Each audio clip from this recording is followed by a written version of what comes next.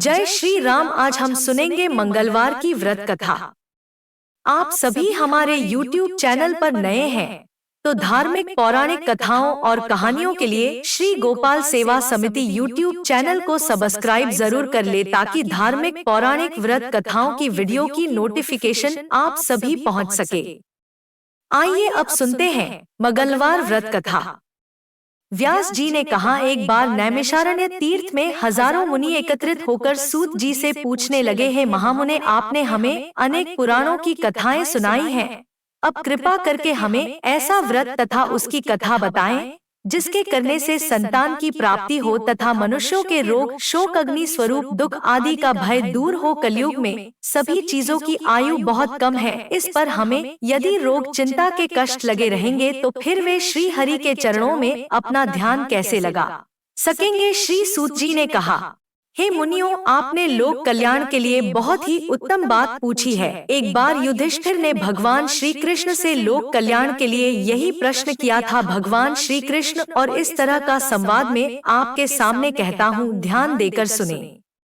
एक समय हस्तिनापुर की राज्यसभा में योगीराज श्री कृष्ण बैठे हुए थे। तब युधिष्ठिर ने भगवान श्री कृष्ण से प्रश्न किया, हे प्रभावोनंद नंदन गोविंद जी, आपने मुझे अनेक कथाएं सुनाई है, आज कृपा कर ऐसा कोई व्रत या कथा सुनाई जिसके करने से मनुष्य रोग चिंता तथा भय से मुक्त हो तथा उसे पुत्र की प्राप्ति हो। हे प्रभु, बिना पुत्र मनुष्य का जीवन व्यर्थ है, वह नरकगामी होता है। पुत्र के बिना मनुष्य पितृ ऋण से छुटकारा नहीं पा सकता और न ही हुआ पुण्य नामक नरक से उद्धार पा सकता है। अतः पुत्र दायक कोई व्रत बतलाएं। भगवान श्री कृष्ण ने कहा, है राजन, में एक प्राचीन इतिहास सुनाता हूँ, आप उसे ध्यान पूर्वक सुनने। कुंडलपुर नामक एक नगर में नंदा नामक एक महाबुद्धिमान ब्राह्मण रहता था। उसका गुजारा जैसे तैसे चल जाता, परंतु वह बहुत दुखी रहता था क्योंकि उसके कोई संतान नहीं थी। उसकी पत्नी सुनंदा पतिव्रता थी। वह भक्ति पूर्वक श्री हनुमान जी की आराधना करती थी। मंगलवार के दिन व्रत करके अंत में भोजन बनाकर हनुमान जी को भोजन लगाने के बाद खुद पूजन करती थी। एक मंगलवार को गृह कार्य की अधिकता के कारण हुए हनुमान जी को भोग नहीं लगा सकी। इस पर उसे बहुत दुख हुआ था। उसने स्वयं भोजन नहीं किया, प्रण किया कि अगले मंगलवार को हनुमान जी को भोग लगाकर ही अन्न जल ग्रहण करूंगी। ब्राह्मणी सुनंदा प्रतिदिन भोजन बनाती, श्रद्धा पूर्वक पति को खिलाती, परंतु स्वयं भोजन ग्रहण नहीं करती और मन ही मन श्री हनुमान जी की आराधना करती। इस प्रकार 6 दिन तक भ्रमण सुनंदा अपने पड़ के अनुसार भूखी प्यासी निराहार रही, परंतु 7वें दिन मंगलवार को प्रातः खाली बेहोश होकर गिर पड़ी। सुनंदा की इससे भक्ति से श्री हनुमान जी बहुत प्रसन्न हुए और उसके सम्मुख प्रकट होकर बोले, सुनंदा, मैं तेरी भक्ति से बहुत प्रसन्न हूँ, तो उठ और वर मांग। सुनंदा अपने आराध्य देव श्री हनुमान जी को अपने समक्ष पाकर आनंद से निहाल हो उनके चरणों में गिर पड़ी और कहा, है प्रभु, मेरे कोई संतान नहीं है, कृपा करके मुझे संतान प्रदान करें। फिर हनुमान जी ने कहा, तेरी इच्छा पूर्ण होगी, तेरे यहाँ एक कन्या उत्पन्न होगी, उसके अष्टांग प्रतिदिन सोना दिया करेंगे। इस प्रकार वर देकर श्री हनुमान जी अंतर्धान हो गए। ब्राह्मणी सुनंदा बहुत हर्षित हुई। उसने यह समाचार अपने पति से जाकर कहा। ब्राह्मण देव कन्या का वरदान सुनकर कुछ दुखी हुए, परंतु सोना मिलने की बात सुनी तो बहुत प्रसन्न हुए। विचार किया कि ऐसी कन्या के साथ मेरी निर्धनता भी समाप्त हो जाएगी। श्री हनुमान जी की कृपा से सुबह ब्राह्मणी गर्भवती हुई और 10वें महीने में उसने एक सुंदर कन्या को जन्म दिया। यह कन्या अपने पिता के घर में ठीक उसी तरह से बढ़ने लगी जिस प्रकार शुक्ल पक्ष का चंद्रमा बढ़ता है। 10वें दिन ब्राह्मण ने उस बालिका का नामकरण संस्कार कराया। उसके कुल पुरोहित ने उस बालिका का नाम रत्नावली रखा। इस कन्या ने पूर्व जन्म में विधि विधान से मंगल देव का व्रत किया था। व्रत का प्रभाव प्रतिदिन बहुत सोना देता था। उस सोने से नंदा ब्राह्मण बहुत धनवान हो गया। ब्राह्मणी सुनंदा भी बहुत अभिमानी हो गई। समय बीतने के साथ रत्नावली 10 वर्ष की हो गई। यदि एक दिन सुनंदा ने नंदा ब्राह्मण से कहा, हमारी पुत्री रत्नावली विवाह योग्य हो गई है, अतः कोई सुंदर तथा योग्य वर देकर उसका विवाह करते हैं। यह सुनकर नंदा ब्राह्मण बोला, अभी तो रत्नवाला बहुत छोटी है। तब कैमरन ने कहा, शास्त्रों की आज्ञा है कि कन्या व्यवस्था में गौरी नववर्ष में, रोहिणी 10वें वर्ष में कन्या, इसके पश्चात रजस्वला हो जाती है। गौरी के दान से पाताल लोक, रोमनी के दान से वैकुंठ लोक, कन्या के दान से इंद्र लोक में सुखों की प्राप्ति होती है। पतिदेव अगर अक्षरा का दान किया जाता है तो घोर नरक की प्राप्ति होती है। इस पर नंदा ब्राह्मण ने कहा, अभी तो रत्नावली 10 वर्ष की है, मैंने तो 16 साल की कन्याओं के विवाह कराए हैं, अभी जल्दी क्या है। ब्राह्मणी सुनंदा ने कहा, आपको लोग अधिक हो गया है। अगर 11वें वर्ष में कन्या का विवाह नहीं होता है तो उसकी मासिक धर्म के रक्त का पिता और बड़े भ्राता को पार करना पड़ता है। शास्त्रों में कहा गया है कि यदि माता पिता और लावण्या को देखते हैं तो वे नरक के स्वामी होते हैं।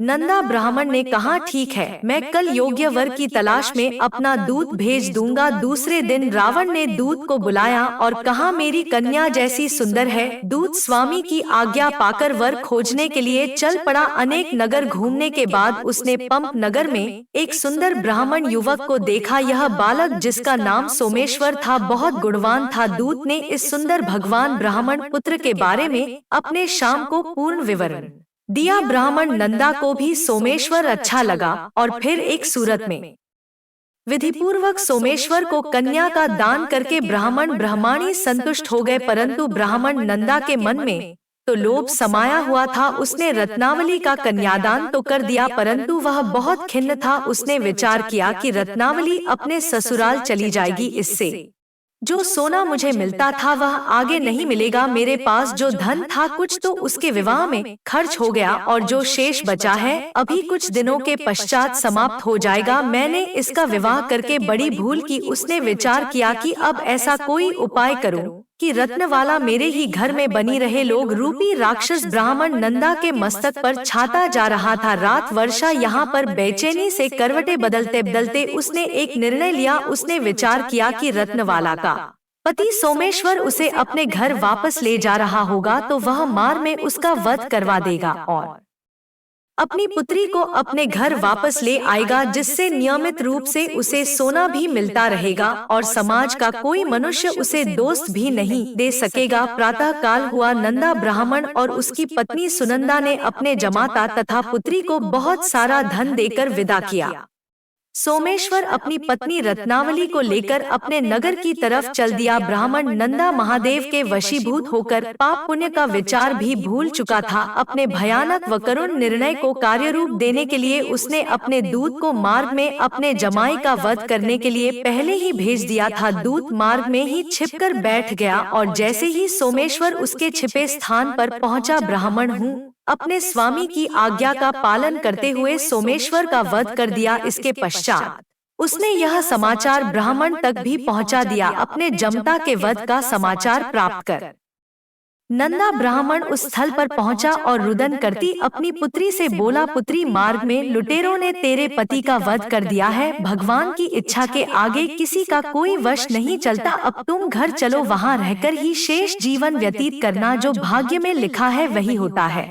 अपने पति की अकाल मृत्यु से रत्नावली बहुत दुखी हुई। करुण क्रंदन रुदन करते हुए अपने पिता से बोली, है पिताजी, इस संसार में जिस स्त्री का पति नहीं है उसका जीना व्यर्थ है। मैं अपने पति के साथ ही अपने शरीर को जला दूंगी और सती होकर अपने इस जन्मों को माता पिता के नाम को तथा सास ससुर के यह इसको सार्थक करूंगी। ब्राह्मण बंधु अपनी पुत्री के वचनों को सुनकर अवाक रह गया कि वह विचार करने लगा, मैंने व्यर्थ ही जमाता वध का पाप अपने सिर ले लिया। रत्नावली अपने पति के साथ अपने प्राण तक देने को तैयार है। मेरा तो दोनों तरफ से मरना हो गया, धन तो अब मिलेगा नहीं। जमाई वध के पाप के फल स्वरूप यातना भी भुगतनी पड़ेगी। यह सब सोचकर वह बहुत दुखी हुआ। सोमेश्वर की चिता रचाई गई। रत्नावली सती होने की इच्छा से अपने पति का सिर अपनी गोद में रखकर चिता में बैठ गई। जैसे ही सोमेश्वर की चिता में आग लगाई गई, वैसे ही प्रसन्न होकर मंगलदेव वहां प्रकट हुए और बोले, हे रत्नावली, मैं तेरी प्रति भक्ति से बहुत प्रसन्न हूँ, तो वर मांगो।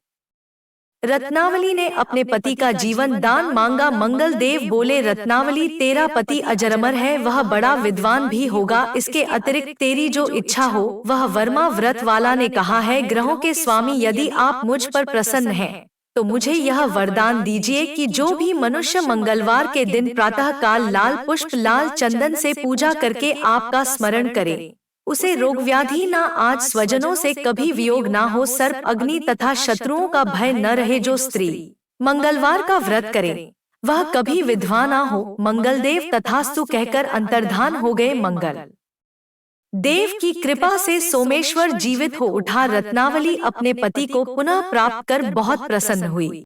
सोमेश्वर अपनी पत्नी को लेकर अपने नगर को चला गया। इसके बाद से दोनों पति पत्नी मंगल देव का व्रत प्रत्येक मंगलवार को करने लगे और मंगल देव की कृपा से इस लोक का सुख ऐश्वर्य भोग कर अंत में स्वर्ग लोक को गए।